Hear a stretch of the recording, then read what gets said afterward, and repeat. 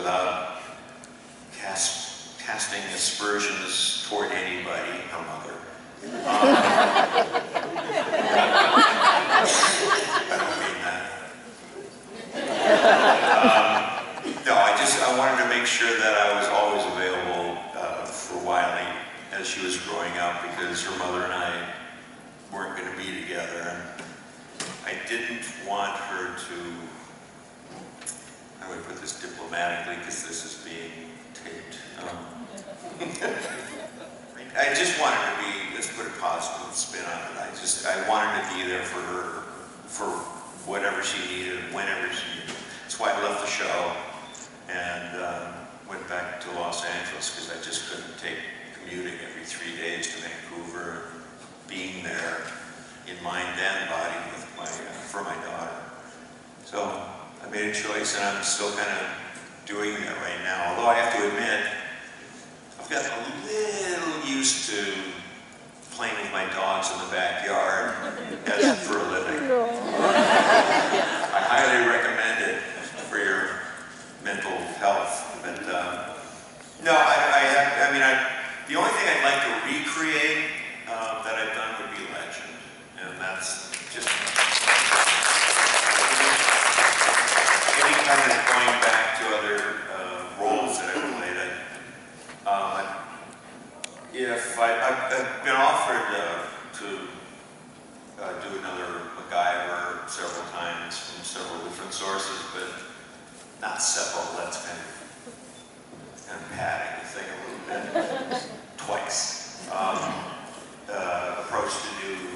Anyway, I wouldn't be interested in doing another MacGyver unless they would allow me to play it, or that it would be developed so that MacGyver was just as out of shape and just as old and cranky as I am in real life. I think that would be a much more fun way to go, rather than try and, fake that he's, whatever he was, cool. Because I'm not so cool anymore. I just, oh, come on, I'm fishing. Come on.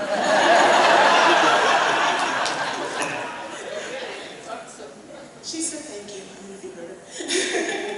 She's the lady that asked the question. I have 2 cookie ones, only because my sister's too much of a wimp to get up here and ask. I'm getting so confused. Slow down. Okay. Sorry. I have 2. One for me, one for my sister, because she's too much of a wimp to stand up. My question is, first of all, congratulations. As an actor, very few get to make one iconic character, and you've made 2. And that is incredibly impressive and amazing.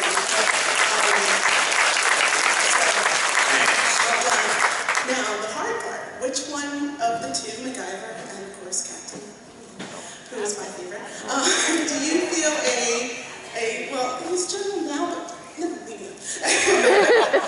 Which do you feel more of a connection to, of the 2? Somebody else asked me that in the line. I think, well, who am I kidding? Who's O'Neill? I mean, come on. You can all pretty much tell from how I behave in front of you all that I'm kind of a smart ass. Or semi-smart ass. Not that smart, but I'm definitely an ass. I don't know. I'm kind of snotty sometimes, but it's all with good humor and good fun, as opposed to some people I know who are just snotty and rotten to the core. I won't touch that. And her question was... I don't even know what I meant by that. I can think of several. She wanted to know if you had actually seen Stargate, the movie, prior to taking the role for the TV show. No, I had not. Well, the story has been told around campfires forever. That I'd done MacGyver over at Paramount, and one of the executives that was there moved over to MGM, and we all kind of went our separate ways after MacGyver. But he called me and said, I want you to do this role. I want you to do, it was the easiest audition. Didn't I just tell the story a minute ago? You told me about the story earlier. Oh, okay, good. Please always stop me if I'm repeating. What was I saying? No. So anyway, John Symes, his name, called me and said, I want you to do this role. He sent me a copy of the movie, and in watching it, I realized that the potential for continuing like a franchise was there because of that Stargate. It's the greatest on-screen prop you can imagine as a writer, producer, actor as well. Because, you know, you're just not limited except by your imagination about where you can go, what you can do, stories you can tell or make up, and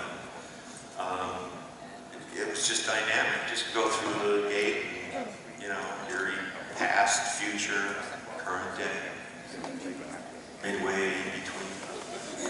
It was, I saw the potential there, and I just told John, yeah, okay, let's do this. Thank you very much. Yeah. I hope I don't embarrass myself by misremembering. What? Did you work in Continuum? You were part of Continuum, the episode?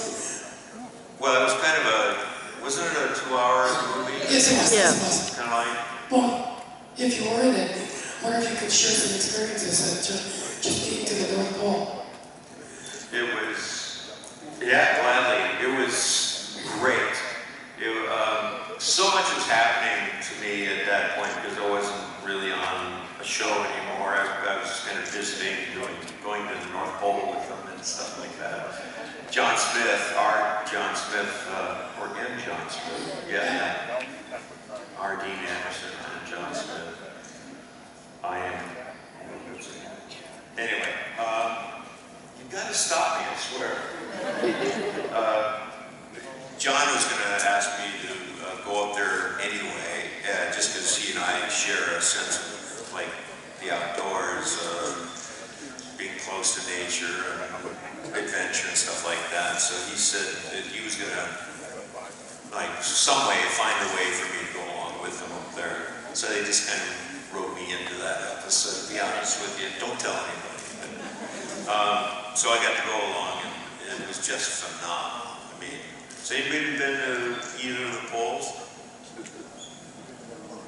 Really? I highly recommend it. It's good shopping, restaurants. So getting up there was just, it was a great adventure in and of itself. However, it was during that time that I realized, well, I was really tired all the time, and I kept laying down like a sleeping seal.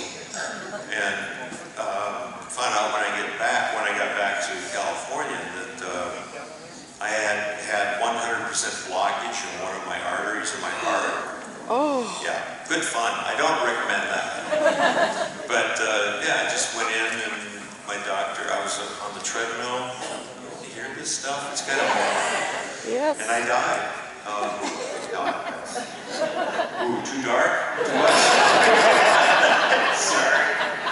Found my limits. But I was, yeah, I was on that treadmill where they keep angling it. And just, oh, I hate that thing so much. Even fully healthy, I hated it. But anyway, I got on that. Told the engineer or whatever he is, the guy that was running the thing, you know, I kind of don't feel so great right now. I get a little, you know, I think maybe I should slow down or stop. And he said, oh no, he's one of those cheerleader guys. Oh. Come on, you can do it, stick in there, you know, just do it. You almost got your heart up that high. I said, you know, it's about that heart thing. And so I made it to the final 20 seconds, but then I said, excuse me, I'm going to sit on that cot for a minute. Sat on the cot, turned a little bit, and lay down. The guy went in and got my doctor, came in after he had looked at the results. My doctor came over to me, and I'm laying down, and all I heard was, Rick. I opened my eyes, Dr. Shapiro was right there, and he says, listen, we're going to take you over to the hospital. And by the way, open your mouth and nitroglycerin and on my tongue. And I said, yeah, I found a little blockage there. So we went over, and for the next few hours, he was sticking me, you know the process, right? And it was kind of an adventure in and of itself, because at that time I had to stay awake to watch the whole thing, which I thoroughly enjoyed, except that I had to pee so bad that it wasn't so much fun. But he put 2 stints in, so that's what I'm carrying with me right now. So welcome back to us. Yeah. But it's odd. It's an odd sensation. Did I ever tell you about my prostate?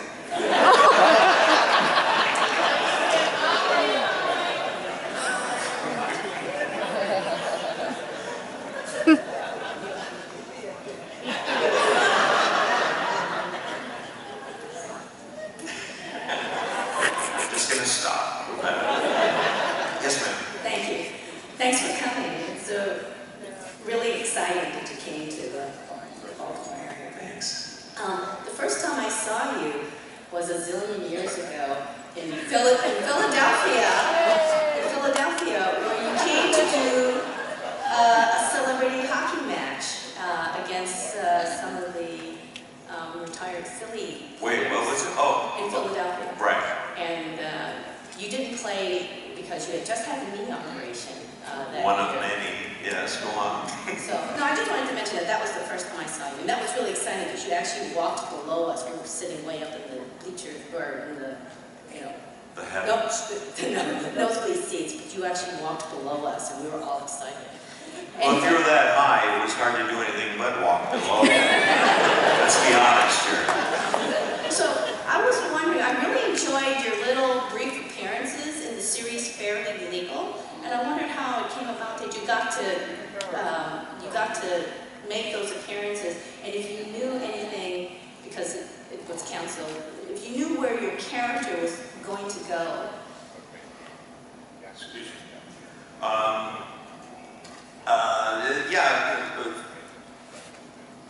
Those jobs just kind of came out of nowhere. They just called and asked if I'd be interested in doing a little something. And, but as far as knowing where the character was going, no, they didn't even know, to be honest with you. They just wanted me to be kind of a catalyst to deliver some, and I never really saw the show to know how it did turn out, but I was supposed to bring some news, some information to the lead girl, who was Sarah. But no, I didn't follow any of to know what was going on. But obviously they finished without me. I don't know what happened to it. I just did it. Well, it got canceled, but I was hoping in the season after, because you were best friends with the lead character's father, that you would be playing a larger role, in future episodes, if there were any. I was friends with what? You were best friends with the lead character's father. He left information with you. Like you said, Oh yeah, Sarah, yeah, was the lead character. Right. Yeah. And you were best friends with her father. And you Right. were the Well, catalyst. therein lies the intrigue Yes. about what information I was bringing and what I knew. But again, I didn't see how it turned out. I just brought the information and then she ran away with it. How did it turn out? It got canceled, so that's why we don't know. All of that, they got canceled. Yeah. I was just wondering if you knew where it was going. They, the executive producer, writer, showrunner had to confide in me what was going on.